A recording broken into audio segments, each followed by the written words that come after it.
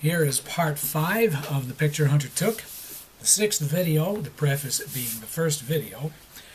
This should be the concluding video. I think it will all fit. "Oh, not this suicide music again," said Lynn. Dan had just put the little tape recorder on in the back. Hunter could see him in the rear view. "This is the most depressing record ever made," said Lynn. "It's selling like hotcakes," said Dan. "Who is," said a voice on the tape recorder, and Julie joined in. "This broken man, cluttering up mine hallway." "Mine hallway," said Hunter, a grin on his face. "You've taught her this?" said Lynn. "I didn't teach her," said Dan. "She just knows it." "Oh, so this is Jesus Christ. I am really quite surprised. You look so small," sang Julie and the voice on the tape. "Not a king at all." "You've played it 1,000,000 times. Why don't the batteries run out?" "I bought more at the Museo Nacional de Antropologia gift shop." "Single blessings come in dual languages," said Lynn. "Do you remember Fred reading that Jerry Lewis poster? Jerry Lewis, oi, oi, oh boy. Did that French movie magazine really like it?" "Cahiers," said Hunter. "They think Jerry Lewis is Jonathan Swift, but he turns his war movie into Hogan's Heroes. He could try something serious, but we're not going to see that, the clown." "Oh, those damn butterflies," said Lynn. Butterflies had been splattering against the windshield. "We're going to have to stop again soon and peel them off. Joy said it took her 15 minutes to uncake the grill of the Volvo yesterday." "Take this off and put Conquistador on," said Hunter. He was steering the wheel with one finger. Lynn, looking back at Dan, didn't see. "Does she even know what this is about?" said Lynn. "Julie," said Dan, "do you know the story of Pilate and Christ?"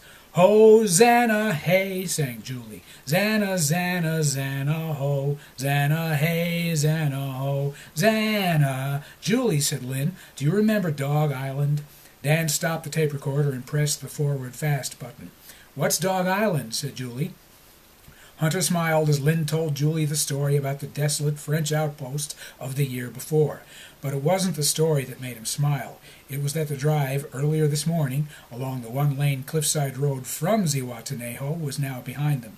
He could steer with one finger and listen to whatever the kids had put on the tape recorder. The hairiest part of the drive was over with. "Well, Julie," said Lynn, "you responded to church art the way the artist intended. You're almost 6 now, but this was a year ago. You might react differently now. We were visiting a little tiny island off Canada, owned by the French, where sailors lived between whaling voyages, and we went to an old empty church. All the sailors were gone and—" "Dead," said Dan. "The entire male population was drafted in the First World War and put on the same boat and torpedoed." "Thank you, Dan," said Lynn. "Are you driving with one finger, Hunter?" she said, looking over. "2 fingers," said Hunter, "and now both hands."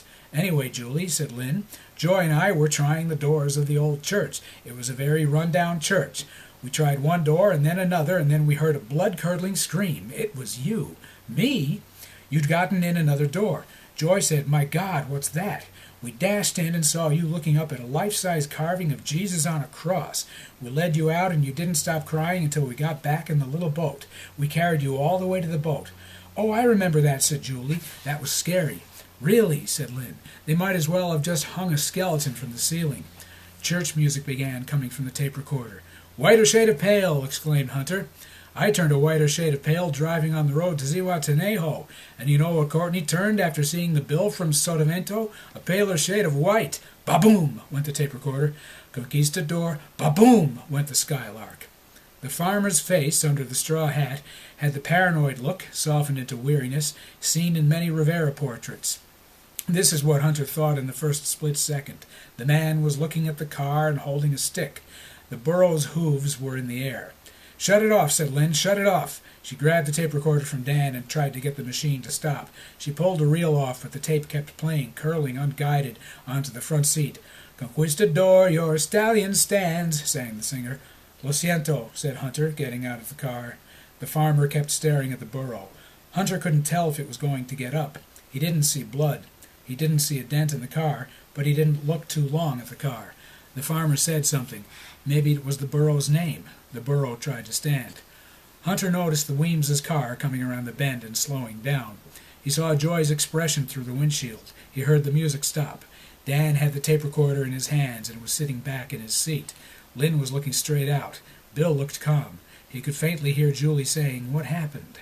The farmer took the stick and placed it under the burro's body. The burro rolled a bit and started getting up. The farmer prodded one of its back legs. The burro was standing now. Hunter hoped the car was all right, but he watched the burro. The man saw Hunter watching the burro. Then he shouted at the animal, and it followed him, haltingly, across the road into a field. Hunter stood there. Courtney Wemyss was walking toward him. They stood there together. "I don't know if I'm supposed to just drive off," Hunter said. He'd taken a pen out of his shirt pocket. "It's a blind turn," said Courtney. "Did he ask you to wait?" Hunter clicked the pen and put it back in his pocket. "You were going too slowly, Hunter," Courtney said. Hunter could not think that. He looked at the front of the car and saw only a slight dent in the fender. "Let's hope to God this starts," he said, getting in the car. The engine started. The Skylark was on its way, the Wemyss's Volvo behind. "Is the donkey all right?" said Julie. "I hope so," said Hunter. He kept both hands on the wheel for the next 2 hours, navigating dirt roads like this one, and then the superhighway, a vision before his eyes of a farmer, timeless in his toil, urging his beast on to its work in front of oncoming cars. He fought against the idea until the moment they pulled into the El Mirador. As the kids swam in the vast connecting pools and Lynn napped, Hunter sat under an umbrella looking at the sunset. Two thoughts were in his head all that night, the next day, and into that night as he sat once again in the movie theater in Laredo. The foreign journey ended. Had he been going much faster, the burro would have had visible injuries. And was it possible the farmer had walked his burro into the path of the Skylark knowingly? No, carelessness was responsible. Maybe the farmer had been careless. That didn't matter. What mattered was what any court of law, had there been a court, would see. The tourists had hit the work animal of a man of the soil. But Courtney had said, "You were driving too slowly." Did he mean too slowly to fall into the trap, or too slowly to have hurt the animal? It was letting Hunter off the hook either way, and Hunter, watching the screen where Le Mans miraculously was still playing 3 weeks after they'd started the trip, could only see in the images of race cars careening around a French track the thick stalks of whatever it was growing around the bend in that little road, and the man's straw hat appearing just above the stalks as the burro suddenly thudded against the Skylark. Ignoring the voices commenting on the power of the race cars on the screen, Hunter thought, Sanborn was right. Customs had been horrible on the way back. They took 45 minutes picking through the vehicle. They even asked Dan what was on the broken tape. "Music," Dan had said. Music of the imperial powers reveling in the Quixote motif. "Conquistador, your stallion stands," or stance.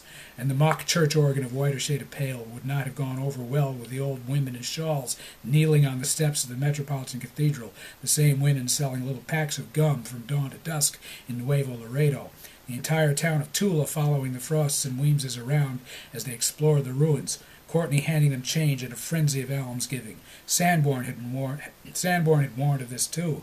"In Tula," Sanborn proclaimed in his guide, "they will ask to wash your car, but what they are really saying is watch your car. So if you pay for this service, do not expect your Lamborghini to be cleaned, but rather expect it to be looked at longingly while you traipse the ground of the inaccessible past." Had Sanborn put it quite that way?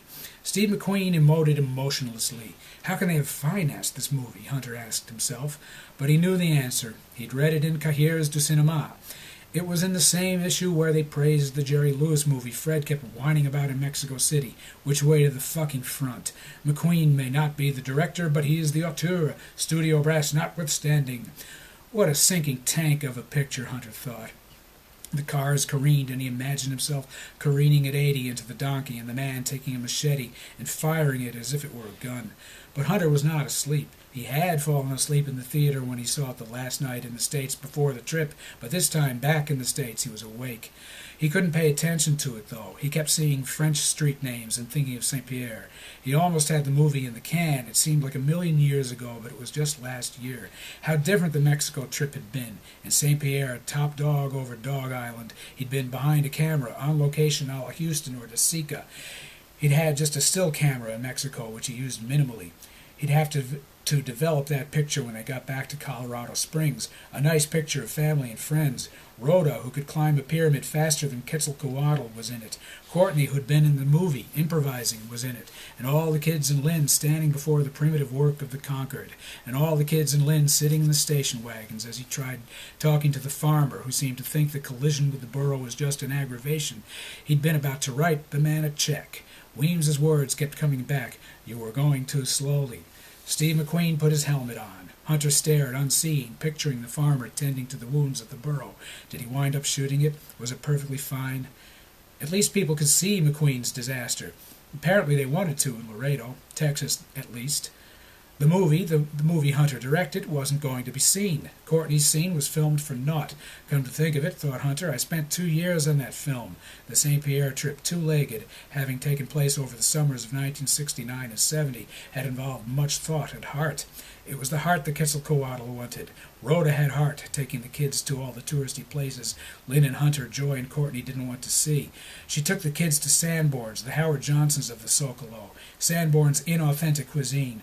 What was it with people named Sanborn, or Sanborn with an E? They took the gringo aside, pointed at every disparity, and said, Cuidado. Hunter was dreaming now, indeed, back in the United States in the Mall movie theater in Laredo. But he was awake. He told Lynn he didn't think he'd have the heart to sit through it again after the long trip back. But, like the first time he went to see the McQueen movie, the night before the trip proper, he'd changed his mind and gone. He'd woken up at that first viewing, as the closing credits ran and the theater was empty. He saw the name Michel Legrand and cursed himself for missing the score, the only thing he was really looking forward to. But this night, wide awake, his heart emptied somehow. The Legrand score still eluded him, and all he could hear were the brays of the burro. He wondered if it had survived. He emerged into the night and noticed in the few yards walk to the motel a little orange intermittent light. Bill, he said, noticing his son and the cigarette, stubbing out his own, which he'd lit outside the theater door as he said, these will kill both of us. After a pause, he added, just don't light up in the car. In the room, he saw Dan threading tape through the recorder. I've spliced it, said Dan. Oh, Hunter said. I saw a terrifying preview just before Le Mans. Kubrick's coming out with a gang picture. A Clockwork Orange, said Dan. I read a bit about it in one of your cahiers de cinema. It will be an event, said Hunter. As he went into the bedroom, collapsing in the bed, Lynn said to him, I can hear that damned rock opera. Dan's got that recorder going again. It's not George Shearing. Then Hunter heard Julie's voice as she sang to the tape. Who is this broken man cluttering up mine hallway? Lynn and Hunter laughed at the same time and said, mine.